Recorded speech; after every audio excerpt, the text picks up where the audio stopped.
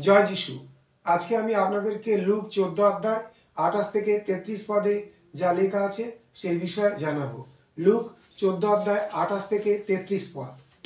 প্রভু যিশুর রণকৌশল।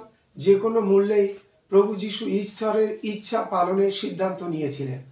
প্রভু যিশুর রণকৌশল। প্রভু যিশু যে কোনো মূল্যেই ঈশ্বরের ইচ্ছা পালনের সিদ্ধান্ত নিয়েছিলেন। নিজস্ব কামনা, বাসনা এবং লক্ষ্যের দিকে আমরা দৃষ্টি নিবদ্ধ করব না। আমাদের দৃষ্টি থাকবে মানবাত্মার প্রতি, নিজস্ব সুবিশাল সেবাব্রত স্থাপনার দিকে নয়। আমাদের দৃষ্টি থাকবে মানবাত্মার প্রতি, নিজস্ব নাম গৌরবের দিকে নয়। আমাদের দৃষ্টি থাকবে মানবাত্মার প্রতি। এমনকি আমাদের জীবনে ঐশ্বরিক পরাক্রমের প্রবাহের দিকেও আমাদের বাসনা এবং দৃষ্টি থাকবে না। আমাদের দৃষ্টি নিবদ্ধ থাকবে মানবাত্মার প্রতি। আমাদের জীবনে ঐশ্বরিক পরাক্রমের প্রবাহের একটি উদ্দেশ্য হলো ঈশ্বরের মানবাত্মাকে জয় করা। ঈশ্বরের মানবাত্মাকে জয় করা।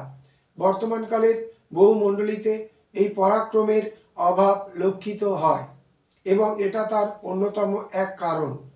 খ্রিস্ট বিশ্বাসীরা যখন তাদের আত্মকেন্দ্রিক পরিকল্পনাকে অনুসরণ করে চলেছে, মানবাত্মা তখন মৃত্যুর কোলে ঢলে পড়ে নরকের পথে এগিয়ে চলেছে। বিশ্বের অর্ধেক জনগোষ্ঠীও একবারের জন্য কখনো প্রভু যিশুর নাম শোনেননি। সেই সব মানুষেরা কোথায় যারা চিৎকার করে বলবে, আমাকে মানবাত্মা দাও, না হলে আমি মারা যাই। আমরা অন্তিম লগ্নে পৌঁছে গেছি। এখন শস্য চয়নের কাল।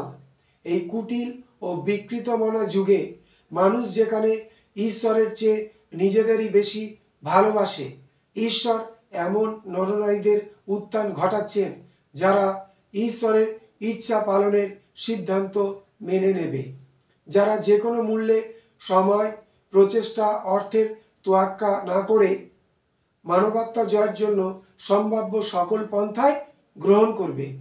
ঈশ্বর আমাদের আহ্বান করছেন আমরা যেন নতুন করে তার ইচ্ছার বাধ্য হবার অঙ্গীকার করি। আপনার অন্তরকে যাচাই করুন।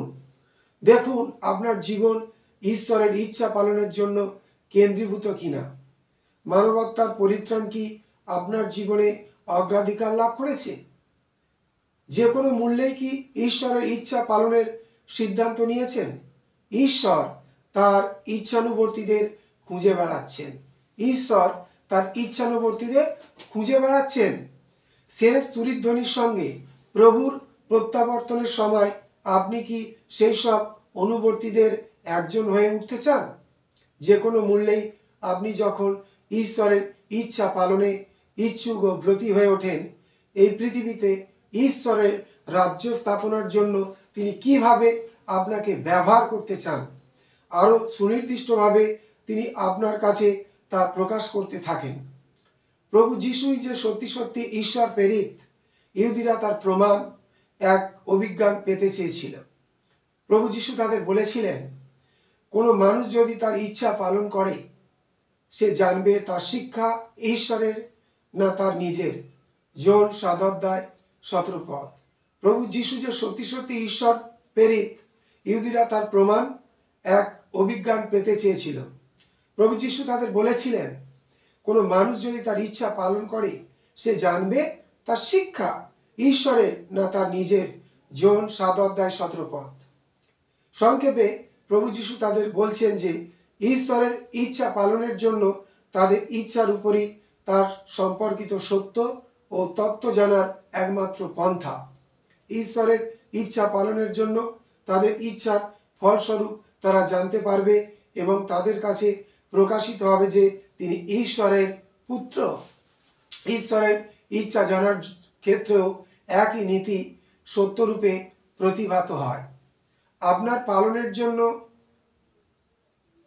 ঈশ্বর আপনার কাছে তার যে ইচ্ছা প্রকাশ করছেন তা পালনের জন্য ইচ্ছুক হয়ে উঠলে আপনি জানতে পারবেন, আপনার আত্মিক চোখ উন্মোচিত হবে। ঈশ্বর নিজেকে আপনার কাছে প্রকাশ করবেন।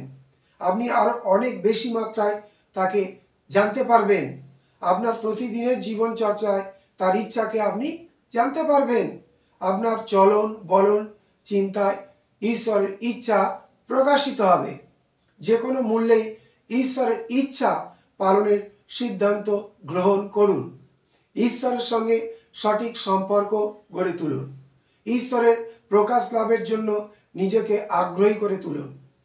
প্রভু যিশু ঈশ্বরের সঙ্গে এক সুদৃঢ় সম্পর্ক গড়ে তুলেছিলেন। প্রভু যিশু ঈশ্বরের সঙ্গে এক সুদৃঢ় সম্পর্ক গড়ে তুলেছিলেন। তিনি ঈশ্বরের ইচ্ছা পালনে ব্রতী হয়েছিলেন। ঈশ্বরের ইচ্ছা শোনার জন্য তিনি কান পেতে ছিলেন। একই সঙ্গে আবদ্ধ হয়ে পিতা পুত্রর পাশাপাশি চলতেন। প্রভু যিশু বলেছিলেন, আমি নিজের থেকে কিছুই করি না, পিতা আমাকে যেরকম শিক্ষা দিয়েছেন আমি তাই বলি। জন 8:28। প্রভু যিশু বলেছিলেন, আমি নিজের থেকে কিছুই করি না, পিতা আমাকে যেরকম শিক্ষা দিয়েছেন আমি তাই বলি। জন 8:28। প্রভু যিশু যখন শাস্ত্রবাক্য অধ্যয়ন ও ধ্যান করতেন, যখন তিনি প্রার্থনা ও ঈশ্বরের সঙ্গে আলাপ করতেন, কি বলতে হবে কি করতে হবে পিতা তাকে তা দেখিয়ে দিতেন। খ্রিস্ট বিশ্বাসীরা আজ বিভ্রান্ত। খ্রিস্ট বিশ্বাসীরা আজ বিভ্রান্ত। ঈশ্বরের ইচ্ছা জানার জন্য তারা সংগ্রাম করে চলেছে। আজকের খ্রিস্ট বিশ্বাসীরা ঈশ্বরের ইচ্ছা জানার জন্য সংগ্রাম করে চলেছে। খ্রিস্ট বিশ্বাসীরা এর অন্যতম প্রধান একটা কারণ হলো তারা এক সংক্ষিপ্ত এক সহজতর পথ খুঁজে চলেছে। তার একটা কারণ হলো তারা এক সংক্ষিপ্ত সহজতর পথ খুঁজে চলেছে। এই ধরনের সম্পর্কের উন্নয়ন ঘটাতে হলে আত্মিক শক্তির প্রয়োজন। কি প্রয়োজন? না, আত্মিক শক্তির প্রয়োজন।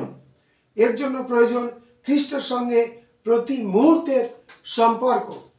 এজন্য ঈশ্বরের বাক্য গলাধ্যকরণ করা প্রয়োজন। এর জন্য প্রয়োজন প্রার্থনা উপবাসের। আমাদের প্রত্যেকের প্রার্থনা উপবাসের প্রয়োজন। এজন্য পবিত্র আত্মার কাছে আত্মনিবেদনের প্রয়োজন। আমাদেরকে পবিত্র আত্মার কাছে আত্মনিবেদন করতে হবে। ঈশ্বর আপনার কাছে সঙ্গতিপূর্ণভাবে তার ইচ্ছাকে প্রকাশ করতে চান। ঈশ্বর আপনার কাছে তার ইচ্ছাকে প্রকাশ করতে চান। আপনি যখন ঈশ্বরের ইচ্ছা পালনে ব্রতী হয়ে ওঠেন, যখন আপনি ঈশ্বরের বাক্য অধ্যয়ন করেন, আপনি যখন তার সঙ্গে সংযোগ রক্ষা করে চলেন এবং আপনার প্রতি মুহূর্তের জীবন চর্চাকে তার কাছে নিবেদন করেন, কি বলতে বা করতে হবে তিনি তা শিখিয়ে দেন। আপনার প্রত্যেক পদক্ষেপকে তিনি পরিচালিত করবেন। হিতোপদেশ 3:5-6 পদ। হিতোপদেশ 3:5-6 পদ। জয় যিশু।